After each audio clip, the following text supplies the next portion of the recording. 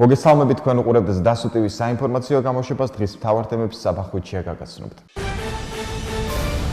მართლმადიდებელი ეკლესია ყოვლადწმინდა ღვთისმშობლის ხარების დღესასწაულს აღნიშნავს. ხარება ერთ-ერთი უდიდესი საუფლო დღესასწაულია. სახარების თანახმად ამ დღეს ყოვლადწმინდა მარიამთან ერთად მთელ კაცობრიობას ეუწყა, რომ ღმერთმა ადამიანის სიკვდილისა და ცოდვის სამუდამო ტყვეობისგან იხსნა. წმინდა სახარების მიხედვით გალილეის ქალაქ ნაზარეთში ყოვლადწმინდა ღვთისმშობელს მთავარანგელოზი გაბრიელი გამოეცხადა და ახარა, რომ მისგან იშვებოდა ძე ღვთისა და კაცობრიობის მაცხოვარი. ახალი აღთქმის თანახმად ღმერთმა ყოვლადწმინდა ღვთისმშობელი მარიამი დედად ღვთისად მისი სიმდაბლისა და სიმშვიდის გამო გამოირჩია. საეკლესიო სწავლების მიხედვით რა იარაღითაც იღვაწა ეშმაკმა ადამიანთა დაცემისთვის, იმავე იარაღით იხსნა კაცობრიობა ქრისტემ. თუ ევას საქციელმა ადამის მოდგმას ცრემლი მოუტანა, ქალწულმა მარიამმა უდიდესი სიხარული მოუვლინა დიდ მარხვად წელს 11 მარტს დაიწყო და 28 აპრილს უფლის აღდგომაზე ბრწყინვალე დღესასწაულზე დასრულდება. საქართველოს პრეზიდენტი სალომე ზურაბაშვილი საქართველოს დაზვერვის სამსახურს ესტუმრა და დაზვერვის სამსახურის უფროს დავით სუჯაშვილსა და სამსახურის თანამშრომლებს შეხვდა. საქართველოს პრეზიდენტი ადგილზე გაეცნო დაზვერვის სამსახურში მიმდინარე რეფორმასთან დაკავშირებულ საკითხებს, შეხვედრისას საუბარი შეეხო საქართველოს წინაშემდგარი გამოწვევებს, რეგიონული უსაფრთხოების საკითხებსა და საქართველოს საგარეო ურთიერთობების მნიშვნელოვან ასპექტებს. საქართველოს პრემიერ-მინისტრი მამუკა ბახტაძე გურიას ეწვია. პრემიერ-მინისტრმა ჩოხატაურის მუნიციპალიტეტში ადგილობრივი მნიშვნელობის პუბლიკის ციხე ზემოსურების დამაკავშირებელი გზის 6.5 კილომეტრიანი მონაკვეთის სარეაბილიტაციო სამუშაოები დაათვალიერა. მთავრობის მეთაურმა მშენებლებისგან მიიღო ინფორმაცია სამუშაოების მიმდინარეობის შესახებ. პროექტი, რომლის ღირებულებაც 2.5 მილიონ ლარს აღემატება, სამშენებლო სამუშაოებს, რომელზეც 38 ადამიანია დასაქმებული, საავტომობილო გზების დეპარტამენტი ახორციელებს. სამუშაოების მიმდინარეობას მამუკა ბახტაძე ვიცე-პრემიერთან, რეგიონული განვითარებისა და ინფრასტრუქტურის მინისტრმა იაცკიტიშვილთან და გურიის რეგიონში სახელმწიფო რწმუნებულ ზურა ნასარაიასთან ერთად გაეცნო. პრემიერ-მინისტრი ჩოხატაურის მუნიციპალიტეტის სოფელ შვასურების ახლად აშენებულ სკოლაში იმყოფებოდა, სადაც მოსწავლეებსა და პედაგოგებს შეხვდა. მამუკა ბახტაძე მათ განათლების რეფორმის შესახებ ესაუბრა და აღნიშნა, რომ მსგავსი თანამედროვე სტანდარტების სკოლებში საქართველოს მასშტაბით აშენდება. ჩოხატაურის მუნიციპალიტეტის სოფელ შვასურებში ახალი სკოლა მცირე კონტინგენტიანი საჯარო სკოლების მშენებლობის პროექტის ფარგლებში აშენდა. სკოლა, რომლის მშენებლობაც გასული წლის დეკემბერში დასრულდა, თანამედროვე ტიპის ზოგად საგანმანათლებლო დაწესებულებების სტანდარტების შესაბამისია. ჩოხატაურის შემდეგ პრემიერი ოზურგეთის სოფელ დვაბუსს ეწვია, სადაც სახელმწიფო პროგრამის აწარმოი საქართველოში ფარგლებში დაფინანსებული ასფალტის კარხანა ნიუ-რუად დაათვალიერა. მთავრობის მეთაურმა საწარმოო პროცესის შესახებ ინფორმაცია ქარხნის ხელმძღვანელობისგან მიიღო. ქარხანაში, რომლის საინვესტიციო ღირებულება 10 მილიონი ლარია, 54 ადამიანია დასაქმებული. ნიუ-რუადის ასფალტ-ბეტონის ქარხანა კავკასიაში ერთ-ერთი უნიკალური საწარმოო და აღჭურვილია ევროპული სტანდარტების უაღრესი გერმანული დანადგარებით. ოზურგეთის მუნიციპალიტეტის დაბა ნასაკირალში 600-მდე მოსწავლეზე გათვლილი ახალი სკოლა აშენდება. ამის შესახებ საქართველოს პრემიერ-მინისტრმა მამუკა ბახტაძემ სკოლის მოსწავლეებსა და პედაგოგებთან შეხვედრისას განაცხადა.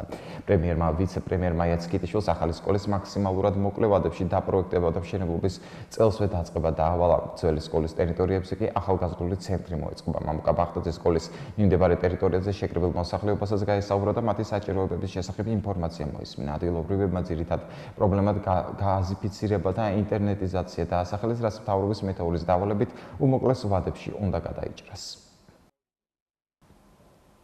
საქართველოს პრემიერ-მინისტრმა მამუკა ბახტაძემ ოზურგეთის ალექსანდრე წუწუნავას სახელობის დრამატული თეატრის სარეაბილიტაციო სამუშაოები დაათვალიერა. თეატრის სარეაბილიტაციო სამუშაოებს 18 მილიონი ლარით ფონდი ქართულ აფინანსებს და მისი დასრულება მომავალ წელს იგეგმება. სამშენებლო სარეაბილიტაციო სამუშაოებზე 120 ადამიანია დასაქმებული. 1962 წელს აშენებული ერთ-ერთი ყველაზე მასშტაბური თეატრი გურიის რეგიონისთვის მნიშვნელოვან კულტურულ ობიექტს წარმოადგენს. სარეაბილიტაციო სამუშაოების დასრულების შემდეგ თეატრი მაყურებელს ნოდარ დუმბაძის ნაწარმოების მიხედვით შექმნილი სპექტაკლის პრემიერაზე უმასპინძლებს.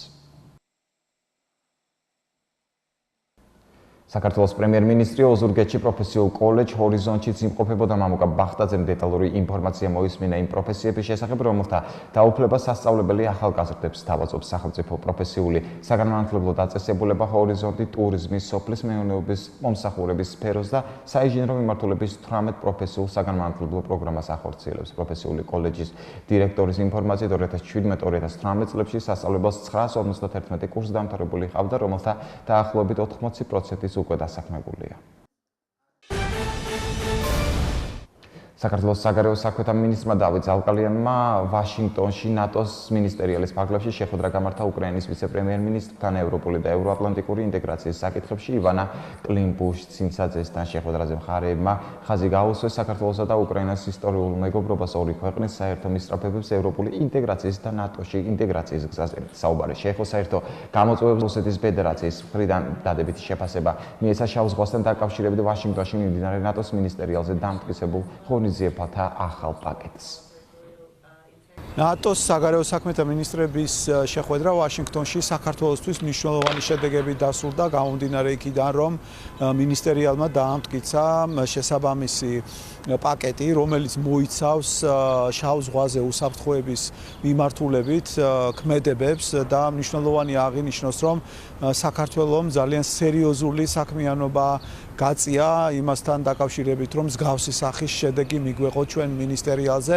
მთელი წინა პერიოდის განმავლობაში აქტიურად მუშაობდით ნატოელ პარტნიორებთან, ჩატარდა არაერთი ორმხრივი შეხვედრა, როგორც ნატოს გენერალურ მდივანთან, ისე პარტნიორ ქვეყნებთან, წევრ ქვეყნებთან და რაც საბოლოოდ გამოიხატა კიდევაც იმ მიღებულ შედეგებში პაკეტი, რომელიც საუბრობს თანამშრომლობის გაძლიერებაზე შავ ზღვაზე, გულისხმობს უფრო მეტ საზღვაო გემების ვიზიტს, გულისხმობს ინფორმაციის გაცვლას, გულისხმობს პერსონალის მომზადებას ნატოს სტანდარტებთან შესაბამისობაში და ასევე ნატო თვისობრივად გაზრდის მის ყოფნას შავი ზღვის აკვატორიაში და შავი ზღვის რეგიონში, რაც კიდევ უფრო დამატებით შესაძლებლობებს და გარანტიას ქმნის შავი ზღვის უსაფრთხოების კონტექსტში. გარდა ამისა, მნიშვნელოვანი აღინიშნოს, რომ მინისტერიალის ფარგლებში იყო მიღებული ერთობლივი დეკლარაცია, სადაც ასევე განსაკუთრებული ადგილი აქვს დათმობილი ღია კარის პოლიტიკას. აღნიშნულია, რომ ნატოს კარი არის ღია ახალი წევრებისთვის და ჩვენ ბუნებრივია კვლავ აქტიურად გავაგრძელებთ ნატოს წევრ ქვეყნებთან, როგორც ორმხრივ, ისე მრავალმხრივ ფორმატში საუბარს, რომ ასახული იყოს ის პროგრესი, რომელიც საქართველოს აქვს ნატოში გაწევრიანების კუთხით. მნიშვნელოვანი აღინიშნოს, რომ ამ გადაწყვეტილების მიღებაში განსაკუთრებული როლი აკისრია ჩვენს მთავარ სტრატეგიულ პარტნიორს ამერიკის შეერთებულ შტატებს. ჩვენ ვიზიტამდე და ვიზიტის ფარგლებშიც ვიმუშავეთ როგორც საკანონმდებლო, ისე აღმასრულებელი ხელისუფლების წარმომადგენლებთან, რათა დამატებითი გამაძლიერებელი ელემენტები შეგვეტანა მინისტერიალის საქმიანობაში და მუშაობაში და სწორედ ამ კონტექსტში უნდა აღინიშნოს, რომ კონგრესის მხრიდან ინიციირებული იქნა ახალი რეზოლუცია, რომელიც მიძღვნილი არის ზუსტად ნატოს 70 წლის საიუბილეო მინისტერიალისადმი. ნატოს საპარლამენტო ასამბლეაში ამერიკის შეერთებული შტატების დელეგაციის ხელმძღვანელმა და საქართველოს მეგობართა ჯგუფის თანათავმჯდომარემ კონგრესმენმა ჯერალდ კონოლიმ, კონგრესმენ მაიკლ ტერნერთან ერთად ამერიკის შეერთებული შტატების წარმომადგენლობით პალატაში 2019 წლის 3 აპრილს ნატოს დაარსების 70 წლისთავთან დაკავშირებით წარადგინა რეზოლუცია. დოკუმენტში, რომელშიც ჩრდილოატლანტიკურ ალიანსს ეძღვნება, საუბარია საქართველოსა და ღია კარის პოლიტიკის მხარდაჭერაზე. ამერიკის შეერთებული შტატების კონგრესში გრძელდება აქტიური მუშაობა საქართველოსთვის მნიშვნელოვანი საკითხების მათ საკანონმდებლო აქტებში ასახვის მიზნით. დღეს მოხდა ინიცირება კიდევ ერთი რეზოლუციისა, რომელიც მიეძღვნა ნატოს 70 წლის თავს და წარმომადგენელთა პალატაში ინიცირებულ რეზოლუციაში საქართველოსთვის ძალიან მნიშვნელოვანი ასპექტები აღნიშნული, კერძოდ საუბარია ერთის მხრივ ღია კარის პოლიტიკის შენარჩუნების მნიშვნელობაზე, განსაკუთრებით ისეთ სახელმწიფოებთან მიმართებაში, რომლებიც ხელს უწყობენ ევროპაში სტაბილურობის განვითარებას, დემოკრატიულ განვითარებას, ასევე მეორეს მხრივ საუბარია კონკრეტულად საქართველოზე, იმ კონტექსტში, რომ საქართველოს ტერიტორიული მთლიანობა არის დარღვეული რუსეთის ფედერაციის მიერ და ნატო უნდა იყოს ერთიანი მსგავს გამოწვევებთან გამკლავების თვალსაზრისით. 1999 წლის 9 აპრილის მოვლენებიდან 30 წელი გავიდა. ამ მნიშვნელოვან თარიღთან დაკავშირებით იუსტიციის სამინისტროს სახელმწიფო სერვისების განვითარების სააგენტომ კვირეული დაიწყო, რომელიც კამპანიის მადლობა თავისუფლებისთვის ფარგლებში ხორციელდება. სააგენტომ ვიდეორგოლი მოამზადა, რომელიც 9 აპრილის მოვლენების მონაწილეებსა და 21 დაღუპულს ეძღვნება რგოლში სიმბოლურად ნაჩვენებია 21 მნიშვნელოვანი ისტორიული თარიღის, რომელსაც ქვეყნის დამოუკიდებლობა და განვითარება უკავშირდება. 1999 წლის 9 აპრილს რუსული ჯარის მიერ თბილისში 21 ადამიანის მკვლელობამ საყოველთაო დაუმორჩილებლობა გამოიწვია, რაც საბოლოოდ 1991 წლის 9 აპრილს საქართველოს დამოუკიდებლობის აღდგენით დასრულდა. დაღუპული 21 ადამიანი და 5 რეგიონიდან იყო. სააგენტოს წარმომადგენლები კვირეულის ფარგლებში სწორედ ამ 5 რეგიონს ეწევიან და ადგილობრივ მოსახლეობასთან და ახალგაზრდებთან საინფორმაციო შეხვედრებს გამართავენ. კვირეულის მიზანია 9 აპრილს დაღუპული 21 ადამიანის მართლიერების გამოხატვა, მათი ხსოვნისა და ოჯახების წევრებისათვის პატივის მიგება, ასევე ახალგაზრდების ცნობიერების ამაღლება ამ მოვლენებთან დაკავშირებით. პარლამენტმა პლენარულ სხდომაზე ყობა გვენეტაძეს TBC ბანკთან დაკავშირებით ეროვნული ბანკის მიერ მიღებული გადაწყვეტილებებისა და საცალო დაკრედიტების რეგულაციების შესახებ მოусმინა. ეროვნული ბანკის პრეზიდენტმა ფიზიკური პირების საცალო დაკრედიტების მიმართულებით განხორციელებულ რეგულაციებზე საუბრისას განაცხადა, რომ მოსახლეობის გარკვეული ნაწილისთვის რეგულაციებს მოკლებადიან პერიოდში ვერ ექნებოდა პოზიტიური გავლენა. ეროვნული ბანკის პრეზიდენტის განცხადებით, სამწუხაროდ საზოგადოებაში ხშირად ვრცელდება არასწორი ინფორმაცია, რომ არაფორმალურ სექტორში მომუშავე პირებს გზავნილების მიმღებებს და უცხოეთში მყოფ ჩვენ მოქალაქეებს სისხლზე წვდომა მნიშვნელოვნად შეეზღუდათ, რაც სიმართლეს არ შეესაბამება. ეროვნული ბანკის პრეზიდენტმა იპოთეკური დაკრედიტების ახალი სტანდარტების შემოღების მიზეზები ახსნა. მისი განმარტებით, იპოთეკური სესხები, განსაკუთრებით უცხოური ვალუტით გაცემული იპოთეკური სესხები მოსახლეობის შემოსავლებთან შედარებით გაცილებით სწრაფად იზრდება და ბოლო 2 წლის მანძილზე საშუალო წლიური ზრდის ტემპი 30%-ს აღემატება, რაც ძალიან მაღალია. ეროვნული ბანკის პრეზიდენტმა აღნიშნა, რომ გატარებულმა ცვლილებებმა გარკვეული შედეგი უკვე გამოიღო და სახეზეა იპოთეკური სესხების პორტფელის ხარისხის გაუმჯობესება, რაც კარგად ჩანს სესხის მომსახურების შემცირებულ კოეფიციენტში. ეროვნული ბანკის პრეზიდენტმა, როგორც ეს სხდომის დღის წესრიგის მიხედვით იყო განსაზღვრული, TBC ბანკთან დაკავშირებით ეროვნული ბანკის მიერ მიღებულ გადაწყვეტილებებზე ისაუბრა. მისივე თქმით, ბანკის დამფუძნებელი ადმინისტრატორების ბიზნესებთან დაკავშირებული ინტერესების კონფლიქტის შემთხვევის გამო ბოლო წლებში ეროვნულ ბანკს არაერთხელ მოუწია ზომების მიღება. ყობა გვენეტაძემ განაცხადა, რომ ეროვნული ბანკი TBC ბანკს არსებული რისკების შესახებ ჯერ კიდევ 1 წლის წინ აფრთხილებდა. მისივე თქმით, ეროვნული ბანკის საზედამხედველო გადაწყვეტილებები გასაჩივრებას ექვემდებარება. TBC ბანკისა და ახალი საბანკო რეგულაციების თაობაზე ეროვნული ბანკის პრეზიდენტის ყობა გვენეტაძის მოსმენა მომდევნო სასესიო კვირაში გაგრძელდება. ყობა გვენეტაძე პარლამენტში მისვლა 16 აპრილს პლენარულ სხდომაზე მოუწევს.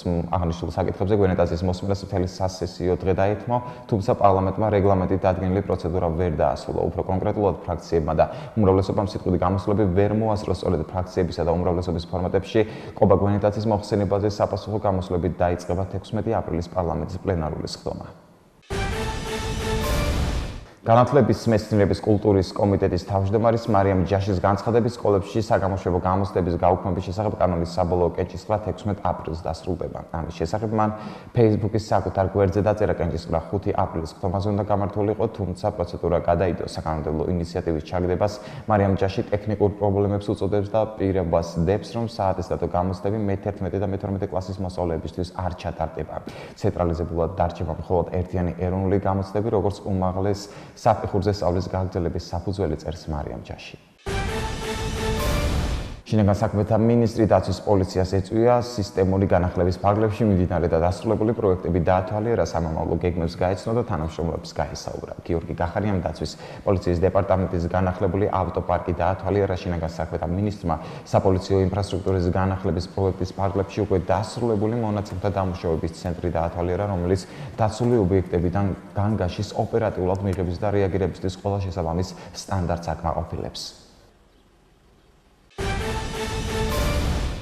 სასაზღვრო პოლიციის თანამშრომლებმა სასაზღვრო სექტორ წითელი ხიდის ტერიტორიაზე საქართველოს სახელმწიფო საზღვრის ჯგუფურად უკანონოდ გადაკვეთისა და საბაჟო კონტროლის გვერდის ავლით დიდი ოდენობით უაქციზო სიგარეტის საქართველოში ჯგუფურად უკანონოდ შემოტანის ბრალდებით საქართველოს 2 მოქალაქე დააკავეს. დანაშაული 8-დან 11 წლამდე თავისუფლების აღკვეთას ითვალისწინებს სამართალდამცველებმა დაკავებულების პირადი ჩხრეკისას 4710 კოლოფი უაქციზო სიგარეტი ამოიღეს. გამოძიება საქართველოს სახელმწიფო საზღვრის უკანონოდ გადაკვეთისა და საბაჟო კონტროლის გვერდის ავლით დიდი ოდენობით მოძრავი ნივთი საქართველოში ჯგუფურად უკანონოდ შემოტანის ფაქტზე მიმდინარეობს.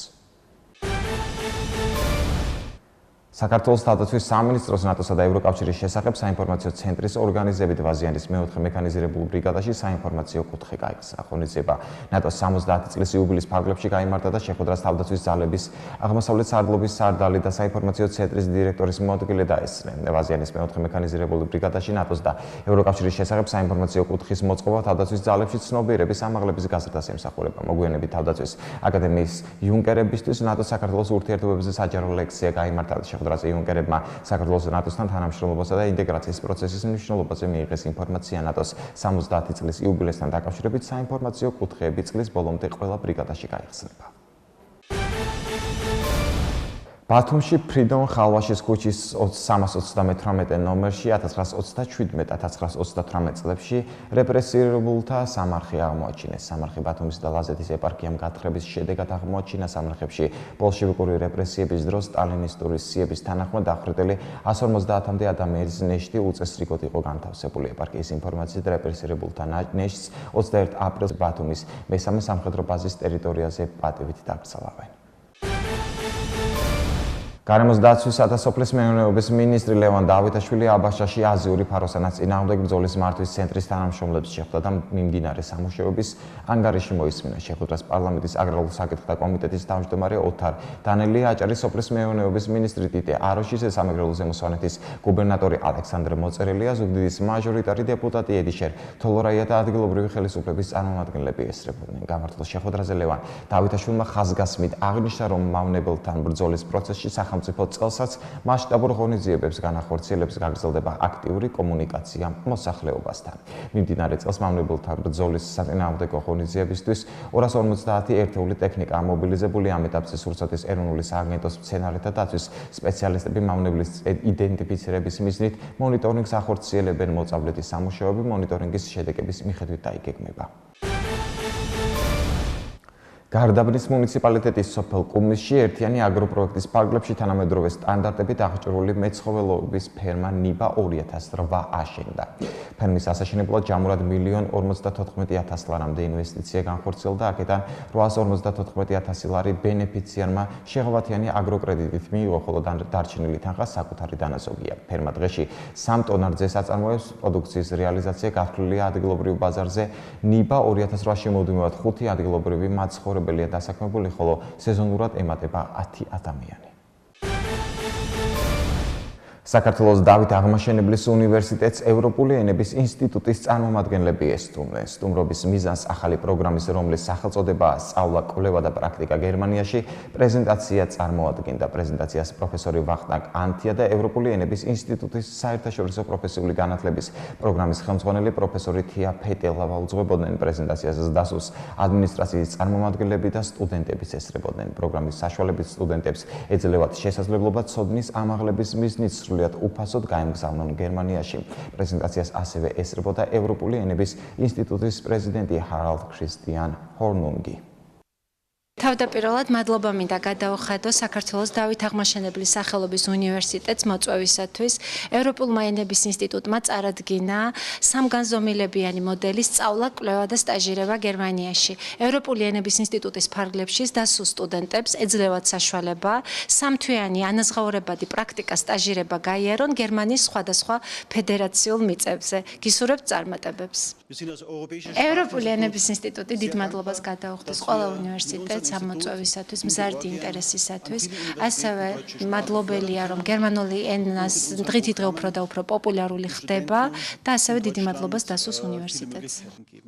დღეს ჩვენს უნივერსიტეტს ესტუმრა ევროპული ენების ინსტიტუტის პრეზიდენტი ბატონი ჰარალდ ჰორნონგი და საერთაშორისო პროფესიული განათლების დეპარტამენტის ხელმძღვანელი პროფესორი დოქტორი თეა ფეტელავა, რომლებმაც არაჩვეულებრივი შესაძლებლობა მიანიჭეს ჩვენი უნივერსიტეტის სტუდენტებს, რაც მოიცავდა გერმანიის სხვადასხვა ქალაქებში განათლების მიღებას, ასევე პროფესიულ განვითარებას. ეს ყველაფერი ხდება 100%-იანი დაფინანსებით და გარდა ამისა სტიპენდიებით, რაც ჩემი აზრით სდასუ სტუდენტებისთვის არის მართლაც რომ შესანიშნავი შესაძლებლობა და იმედია დიდი გამოხმაურება მოყვება ამ ღონისძიებას. საქართველოს დავით აღმაშენებლის სახელობის უნივერსიტეტში იმყოფებოდა ევროპული ენების უნივერსიტეტი. ჩვენ ძალიან დიდი მადლობა გვინდა გადავხადოთ მათ წარმომადგენლებს, რადგან არაჩვეულებრივ შესაძლებლობა მოგვეცა იმისა, რომ მივიღოთ განათლება და სტაჟირება გერმანიაში სრულად უსასყიდლოდ და ჩვენ ვართ პირველი კერძო უნივერსიტეტი, ვისაც გვაქვს ეს შესაძლებლობა. უღრმეს მადლობა მათ. ახლა კი გაგაცნობთ უცხოეთის სიახლეებს. დიდი ბრიტანეთის პრემიერ-მინისტრმა ტერეზა მეიმ ევროკავშირის საბჭოს პრეზიდენტს წერილობით მიმართა და სთხოვა დიდი ბრიტანეთის ევროკავშირიდან გასვლის თარიღმა 30 ივნისამდე გადაიწიოს. ამის შესახებ ინფორმაციას საინფორმაციო სააგენტო Reuters-ზე ავრცელებს. შეგახსენებთ, რომ 29 მარტს დიდი ბრიტანეთის პარლამენტმა მესამედ არ დაუჭირა მხარი ბრიუსელსა და ლონდონს შორის მიღწეულ შეთანხმებას Brexit-ის შესახებ. ამგვარად ბრიტანეთის პარლამენტმა არ შეასრულა ევროკავშირის პირობა, რომლითაც Brexit-ის თარიღი 22 მაისისთვის გადაიწეოდა და თუ პარლამენტი მხარს დაუჭერდა შეთანხმებას ევროკავშირის გეგმის მიხედვით დიდი ბრიტანეთი ევროკავშირიდან შეთანხმების გარეშე 12 აპრილამდე უნდა გავიდეს იმ შემთხვევაში თუ ბრიუსელს არ წარუდგენს ევროკავშირიდან გასვლის ალტერნატიულ ვარიანტებს. ევროკავშირის საბჭოს პრეზიდენტი დონალდ ტუსკი დიდ ბრიტანეთს Brexit-ის 1 წლით 2020 წლის 31 მარტამდე გადავადების წინადადებით მიმართავს. ამის შესახებ ინფორმაციას ბრიტანული ტელეარხი Sky News-ი ავრცელებს. დონალდ ტუსკმა ევროკავშირის ოფიციალურ პირებთან საუბრისას განაცხადა, რომ იმ სიტუაციაში, როდესაც ბრიტანეთის პარლამენტი ლონდონსა და ბრიუსელს შორის მიღწეულ შეთანხმებას არ ამტკიცებს, კონკრეტული გამოსავალი იქნება დიდი ბრიტანეთის ევროკავშირიდან გასვლის 1 წლით გადავადება. მისივე თქმით, იმ შემთხვევაში, თუ ბრიტანეთის პარლამენტი Brexit-ის შესახებ შეთანხმებას დაამტკიცებს, დიდი ბრიტანეთის ევროკავშირიდან გასვლა უფრო ადრეც შეიძლება მოხდეს. სულ ეს იყო ჩემს ხელთ არსებული ინფორმაცია, ახლა კი ეთერში ამედის პროგნოზის დროა, მე კი დროებით გემშვიდობებით ნახვამდის.